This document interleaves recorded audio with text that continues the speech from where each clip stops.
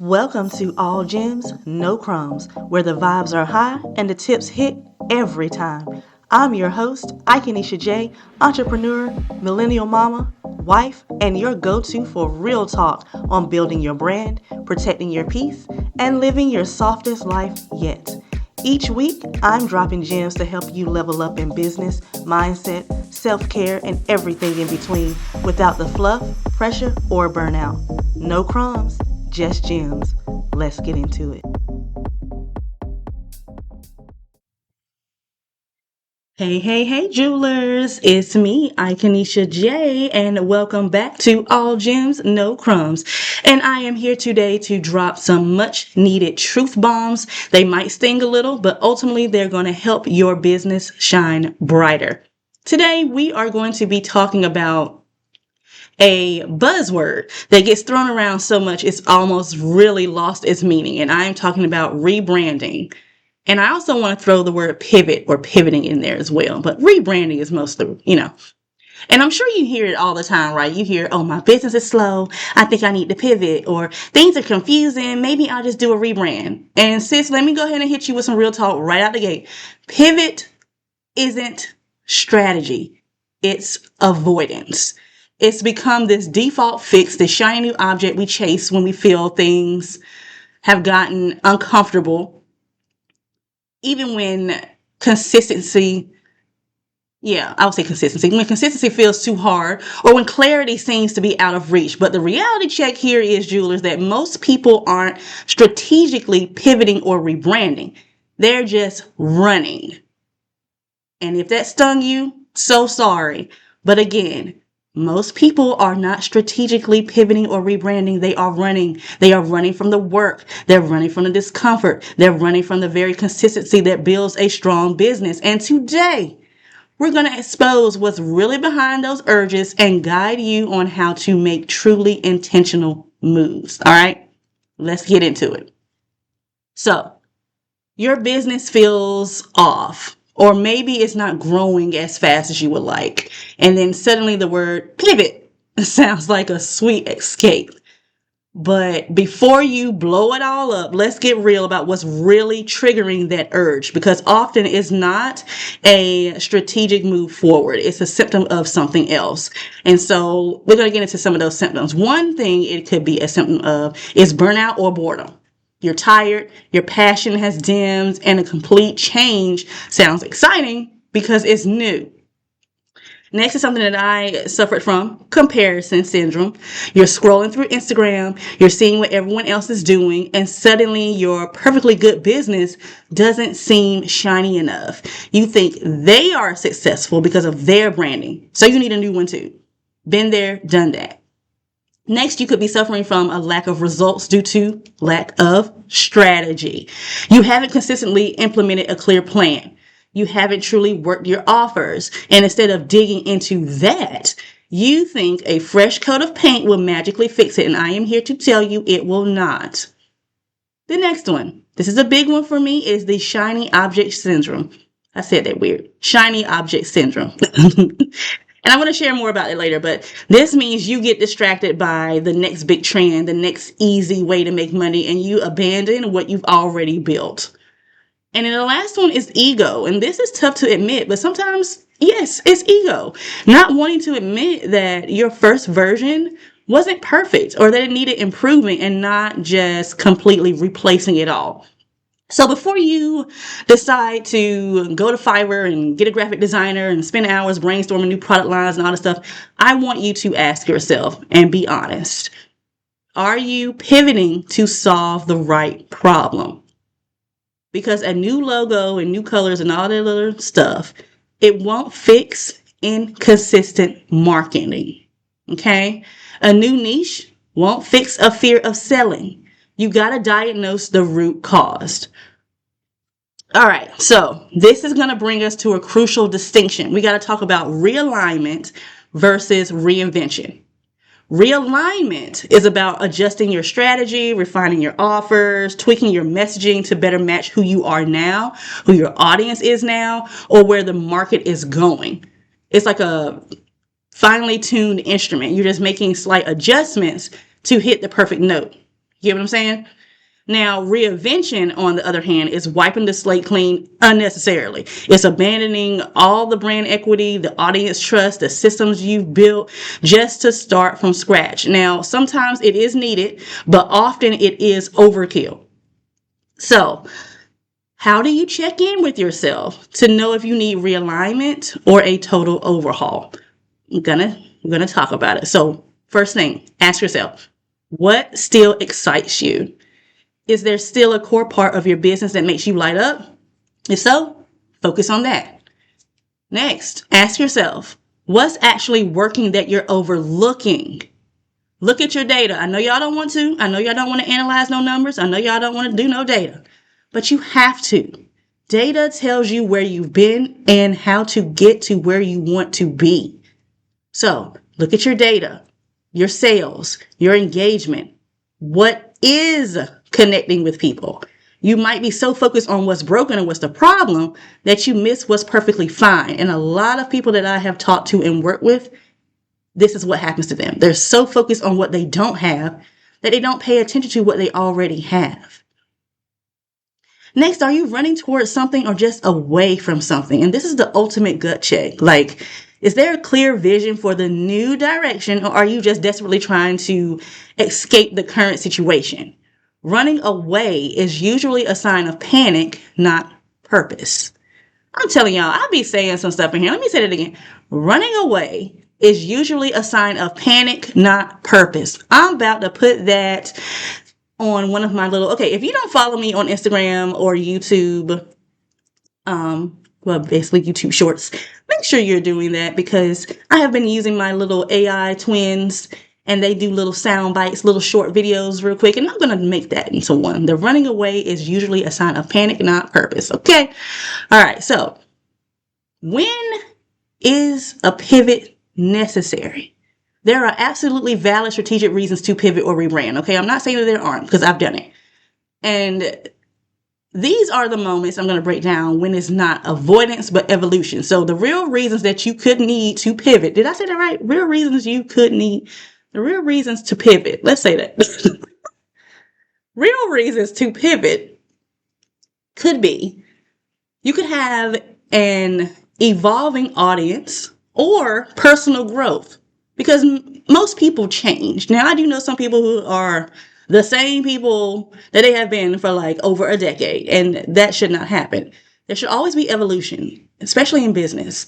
And sometimes you grow and your original vision no longer aligns with who you are or the people you're meant to serve, or your ideal customers. They need genuine change. So there has to be change in there somewhere. Another reason you could need to pivot, I keep saying that, is it? I don't know if that's the right thing to say. Anywho, misalignment with your core values or your vision. So you could realize that your business model just doesn't feel right in your spirit anymore. Been there, okay? Or it could also go against what you truly believe. Been there as well. So I'm going to tell y'all something real quick. Quick. Okay, so if you're not aware, I have something new called my AI Avatar Lab. And in this lab, I teach you how to obviously create AI avatars, but I teach you how to create twins first. So it can be an animated version of you, or it can be a more realistic version of you. And then I also teach you about AI influencers. I teach you how to actually market and get sales. I don't just teach you how to make these and then just let you go. I teach you everything. Okay. And then right now I have it where you pay one fee, $47, and you have lifetime access. You never pay anything again, and you have access to all of the updates that I keep constantly putting in there, because this stuff is changing all the time. So I'm constantly putting in things. And then I also have PLR products in there, which are digital products that I made that you can sell yourself if you don't want to make your own. So anywho, something that is gaining, rapid popularity right now are, well, it's several different names for them. You can call them NSFW avatars, or AI After Dark, or Avatars After Dark, something like that. It's basically exactly what it sounds like. People, men and women, because I know, are making AI avatars that are severely realistic looking and making OnlyFans pages. And they are making bank. Okay, we're talking feet pics, full nudes. I know someone who actually has, it's a guy, of course. He created an AI avatar couple. They both have separate pages, and then they have a page together where they do couple intimate scenes. And this is all AI. And he's killing it because we're all in a group together. And I've seen his stuff, and oh my God, like for real. But anywho, I wanted to get into this myself. I know how to create it. I know how to create the scenes. I know how to create the men and the women. I know how to make it look very realistic. I know how to make I know how to do it. Okay, let's just say that. But when I got started on creating my own girl, and her name is amazing, but I'm gonna use her, but I'm not gonna use her in an adult way. I'm gonna use her in a more business way. But when I was doing it, it just did not sit well with me. It went against me. It's just not me. It's not what I would do. I wouldn't personally have an OnlyFans page. So why would I have an avatar that would do it? And I know that it could make money. I know that the girl that I created is she's sexy. She's great. She's gorgeous. Her name alone is sexy. Like I'm not gonna tell nobody her name because I don't want nobody to steal it. But just know the name I created, it's on point. Okay. So that's something to think about. All money ain't good money. And again, y'all know, if it feels like a chore for me, or it feels like I'm obligated to do it, or I'm making myself do it, I'm not going to do it, regardless of how much money I can make. And there are 2 other websites that people are using to make money with these AI avatars, the adult versions. And yeah, I want to do it, but it's just not me. So I do teach it in my AI avatar lab. There's 2 more updates that I'm going to put up in the next week or 2. So for those of you who want to do it, I'm giving you the tools to do it. I'm just not going to do it. But, you know, my gift to you.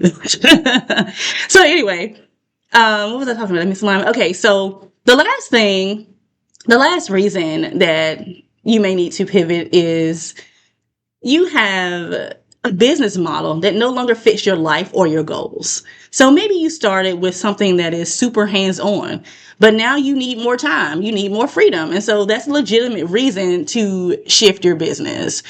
So I've been there again. So like, I'm going to go back just in case this is your first time listening to me or you don't know certain things. So back in 2017, I started my online boutique. It was called Jinx Fashion Inc. It was open for 7 years, highly successful. When I started, I had no clue what I was doing, but God guided me, and honestly, everything fell into place because of Him, and everything felt easy. I had my logo created by myself. I had my colors, my vendors, my website, email marketing, social media, like everything, the whole 9. I was growing slowly, and I was learning along the way, which was great. And I've always prided myself on being open to criticism and open-minded. So I would look to my very trusted friends and a few family members for advice. And I always tell everyone that when you're in business, you should have a business bestie, because when you have people in your life who have never ran a business, or they've never been like a top manager in some sort of position or whatever, of that nature, they're not going to understand what you're going through. So it's best to have a business bestie. And I was blessed to have a business bestie who was also my actual best friend of over 30 years. Me and her have been best friends. We were friends since 4th grade, best friends since 6th grade. And I'm 30. We're both 38 now. So you do the math. So I've told a story before several times in other episodes, but she was the one who told me that my logo looked like it was for a nail salon and not a clothing boutique. And y'all already know, I was shocked. I was like, what are you talking about? Are you serious?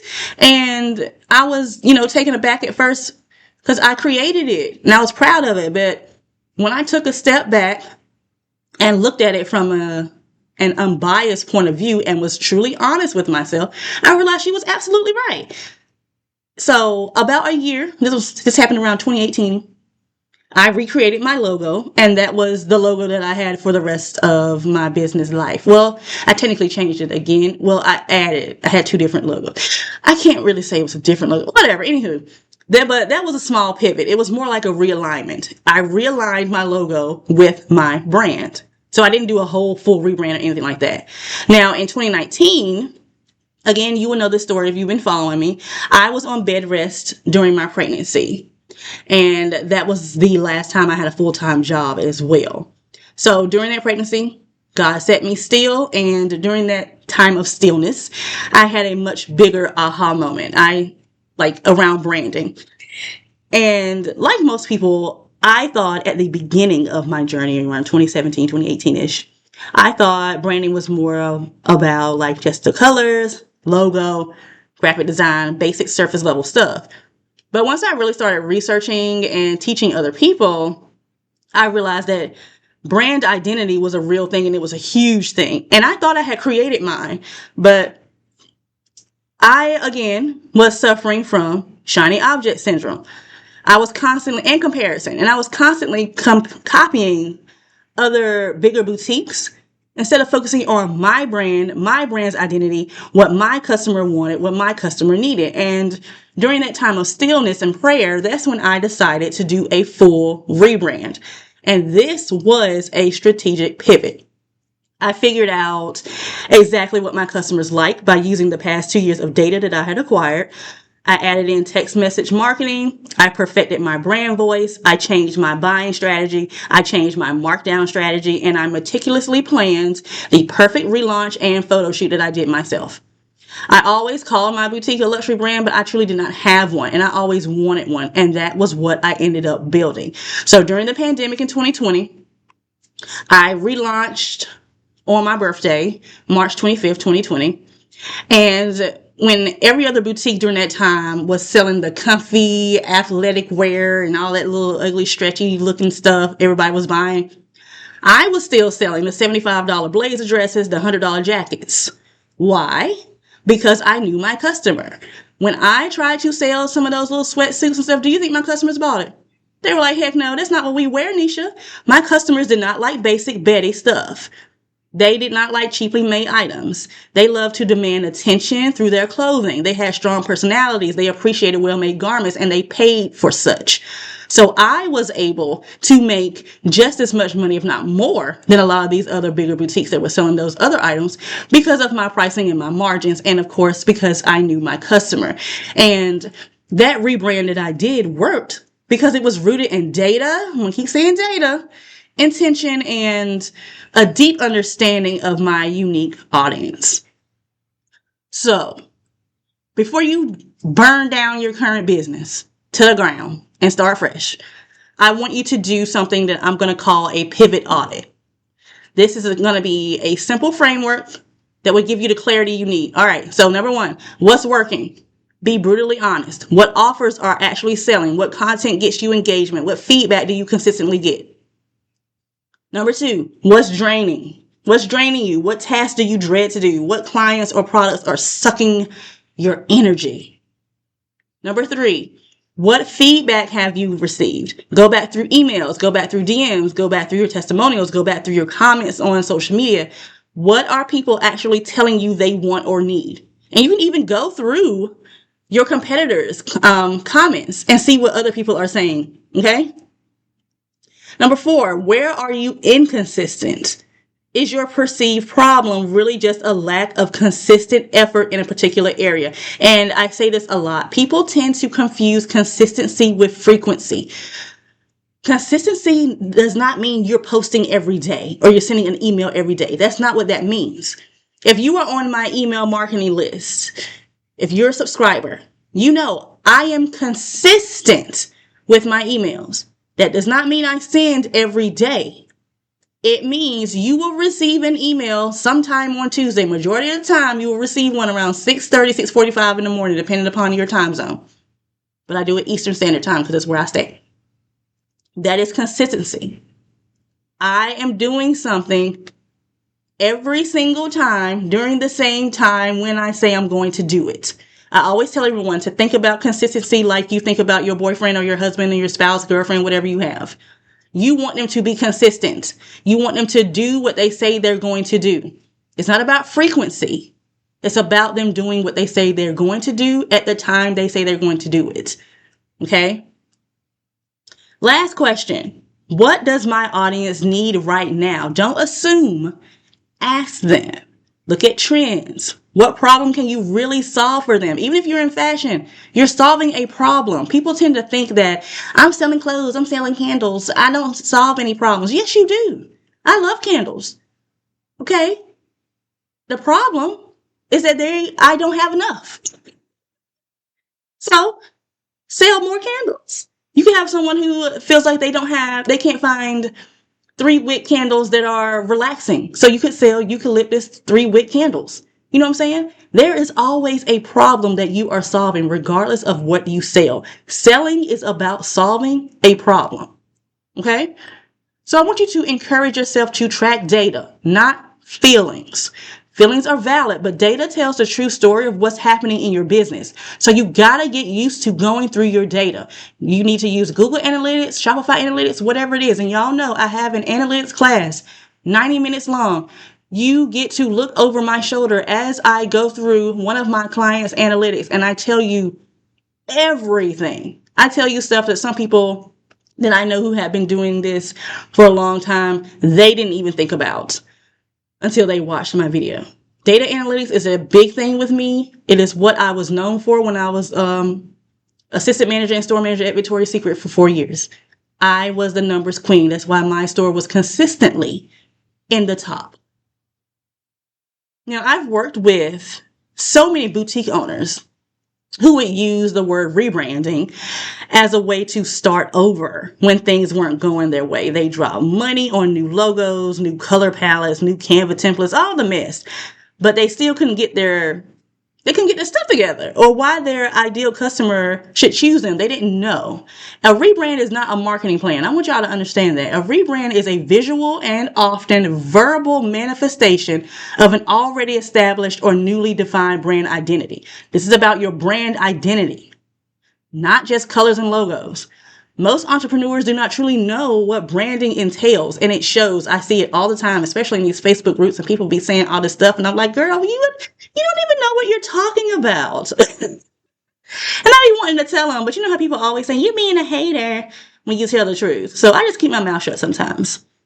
Or I'll just make my own post, which I probably do after I record this.